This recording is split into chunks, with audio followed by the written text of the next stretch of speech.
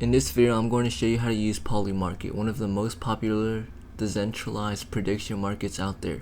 If you ever wanted to bet on a real world sports events like elections, crypto prices, sports, or even random stuff like will a UFO be confirmed this year, this is where it's happening. So first go to polymarket.com, and yes, it works right in your browser.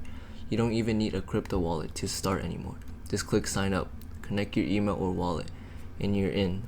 Then they even let you deposit using regular debit cards through third-party services, so it's beginner friendly. Once you've signed up, you'll see a bunch of live markets. Each one is a yes or no question, like will Bitcoin hit 80k by July?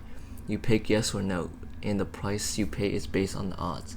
If it's trading at 60 cents, that means the market thinks there's a 60 chance it happens.